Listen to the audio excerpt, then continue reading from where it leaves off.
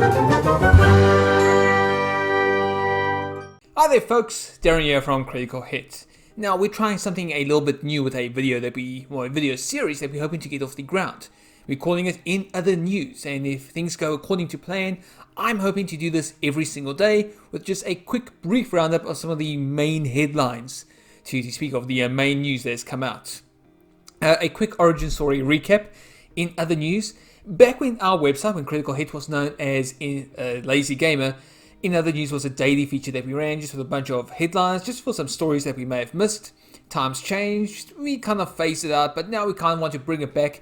And seeing as how this is the internet, seeing as how, modern problems, modern solutions require a bit of good thinking, well, we thought we'd do this as a video series. So let's see how this goes. Let's get this ball rolling with the first story. So if I bring up my sources here, one of the main things I want to look at is League of Legends. Now, they've been around for a decade. You know of League of Legends. It is one of the premier names in MOBA games, especially with tournaments. I'd say them alongside Dota 2, it's created an industry. It created some of the biggest tournaments. It created a culture of cosplay, of art, of fandom. It is insane. And well, yesterday, League of Legends main company Riot, they announced some ambitious plans. Now, the first one, the most pertinent one to talk about, is the fact that League of Legends, after 10 years on PC, is finally coming to console. And smartphone and tablet, but mostly to console. Now, I'm not saying it's not already a crowded market with the likes of Smite on PS4 and Xbox One, and a whole host of other MOBA games, but you just can't beat League of Legends as one of the original founders of the genre, one of the benchmark setters of that genre. And they're bringing it to PC. They're bringing it to console. It's going to be called League of Legends Wild Rift. They did a nice big announcement on that. But beyond that, beyond a MOBA game, Riot has some really big plans. They're also making a new card game. So it's basically their stab at Hearthstone. It's your typical battler. You put your cards down, you get your colorful effects, all those animations, things like that. They are making a new RPG. So think Diablo, another middle finger to Blizzard here. And they are making a shooter game. And they are making a fighting game. It looks pretty intriguing.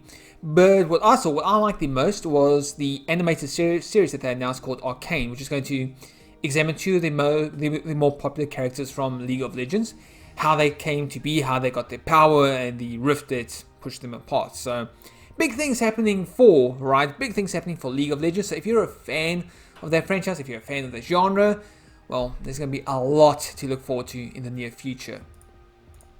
Now, on the entertainment side of things are shaking up at Marvel at the moment. Also, the last decade there has been nothing short of monumental, and things have recently wrapped up with Avengers Endgame.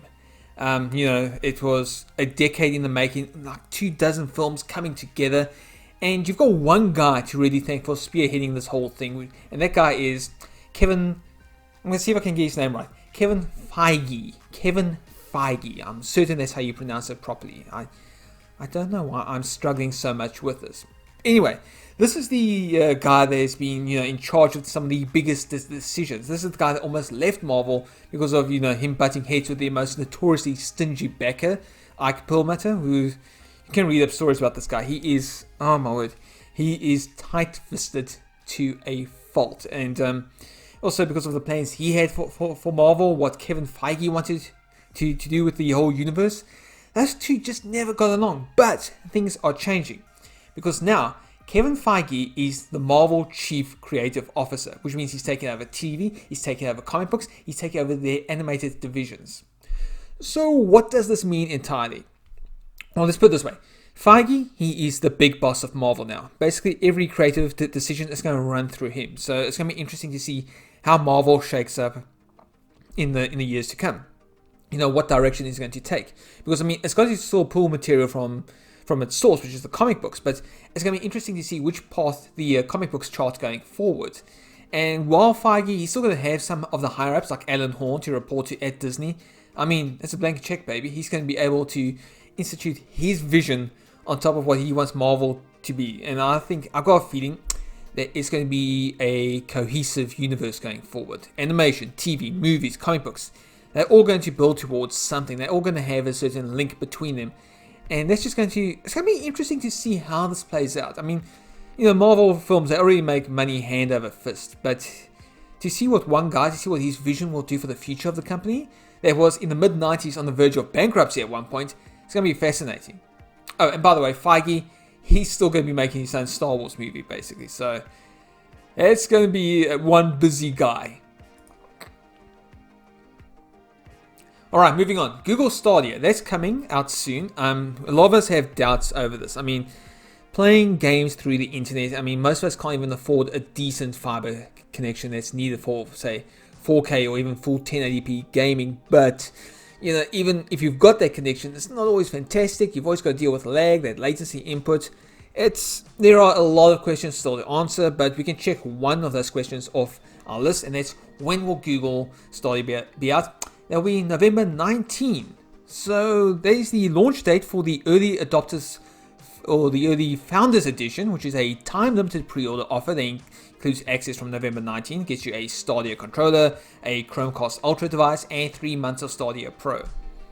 Like I said, I've got doubts about this because you got to think of it this way. You're still paying for the games. You're still paying to use Google Stadia every month, and you're going to pay probably to use that fancy controller of theirs. I mean, that's a lot of money. I mean, I know it's say $9.99 a month. It's not tiny, but it's not going to eat away at your food balance every month. But at the same time, I like having a console. I like having that peace of mind. I've got a device. It's going to work. It's got a warranty for 2 years. I can use it whenever I want to. It's not entirely reliant on the internet. Okay, it kind of is, but you know what I'm getting at, yeah.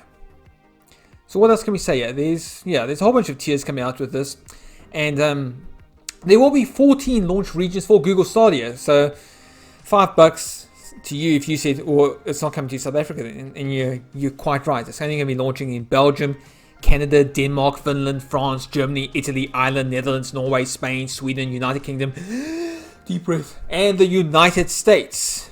So yeah, I mean, good luck to those guys. You've got better internet than we do. Kind of weird I don't see Korea on you. I mean, they've got the best internet. South Korea. Best Korea. True Korea. Sorry, Kim Jong-un. You know what I'm talking about. But yeah. So what games are coming on November 19th for Google Stadia? Let's give you a quick rundown. Dragon Ball Xenoverse 2, Doom Eternal, Rage 2, The Elder Scrolls Online, Wolfenstein Youngblood. Oh wait, Doom Eternal got delayed. Okay, what is coming is Destiny 2's. There's still Cyberpunk 2077, Grid, Metro Exodus, Windjammers 2, Thumper, something from Electronic Arts. It's a whole bunch of stuff. Let's move on. Google Stadia is coming. I have doubts. We'll see what happens. Okay, here's something interesting. G2A. Now, if you know of them, you know that they've got some dodgy practices. People aren't too keen with how G2A does business. Most people say that there's a whole bunch of fraud that goes on out there with credit chargebacks. They undercut the current market that's out there. And after a year of allegations and complaints surrounding G2A's arguably shady business model of reselling game keys, their main guy, their big boss, Maciej Kuc, he is defending the company's business practices, despite the fact that he's receiving harsh criticism.